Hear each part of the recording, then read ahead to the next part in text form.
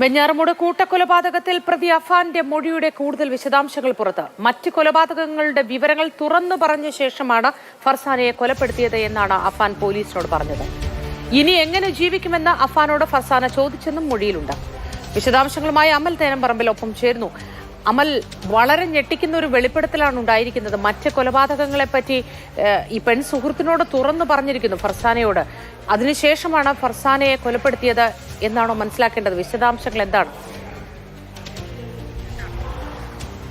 ഫർസാന വീട്ടിലേക്ക് വരുന്ന സമയത്ത് 3 കൊലപാതകങ്ങൾ നടന്നു കഴിഞ്ഞിരുന്നു. ഒരു കൊലപാതക ശ്രമവും നടന്നു. അതായത് ആദ്യം അമ്മയെ കഴുത്ത് ഞെരിച്ച് കൊല്ലാനൊരു ശ്രമം നടത്തി. അതിനുശേഷം പിന്നീട് വെല്ലുമ്മയുടെ അടുത്തേക്ക് പോവുകയാണ് ചെയ്യുന്നത്. അവിടെ പോയി ഉമ്മയെ കൊലപ്പെടുത്തുന്നു. അതിനുശേഷം പിന്നീട് അച്ഛൻ്റെ സഹോദരനെയും സഹോദരൻ്റെ ഭാര്യയെയും കൊലപ്പെടുത്തുന്നു.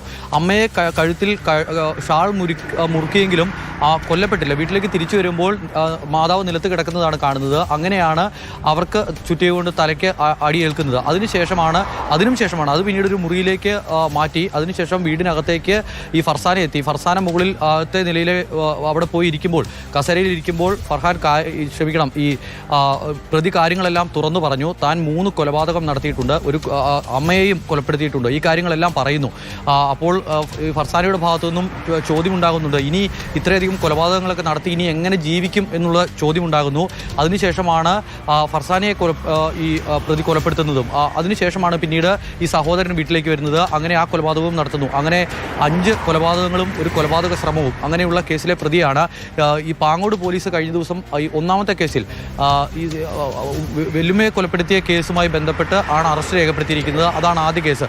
ആ കേസിൽ അറസ്റ്റ് രേഖപ്പെടുത്തും മുൻപെടുത്ത മൊഴിയിലാണ് ഈ കാര്യങ്ങളെല്ലാം പറഞ്ഞിരിക്കുന്നത്. കൂടുതൽ വിശദമായ ചോദ്യം ചെയ്യലും മൊഴിയെടുപ്പും എല്ലാം ഇനിയും വേണ്ടിവരും. അല്പസമയങ്ങൾക്കകം തന്നെ ഗൂഗിൾ മെഡിക്കൽ കോളേജിലേക്ക് അന്വേഷണ ഉദ്യോഗസ്ഥരെത്തി ഈ പ്രതിയുടെ ഉമ്മയെ ചോദ്യം ചെയ്യും എന്നുള്ളതാണ് മനസ്സിലാക്കുന്നത്. അവർ ഇപ്പോഴും നേരത്തെ വാർത്തയിൽ പറഞ്ഞതുപോലെ അവർ ഇപ്പോഴും പറയുന്നത്, ഈ ഭർത്താവ് വന്ന് കാണുമ്പോഴും അവർ പറയുന്നത് താൻ കട്ടിൽ നിന്ന് വീണ് പരിക്കേറ്റു എന്നുള്ളതാണ്. അതവരുടെ ഒരു അബോധ മനസ്സിൽ നിന്ന് പറയുന്നതാണോ അതോ ഈ മകനെ രക്ഷിക്കാൻ വേണ്ടി പറയുന്നതാണോ എന്നൊരു സംശയം പോലീസിനുണ്ട്.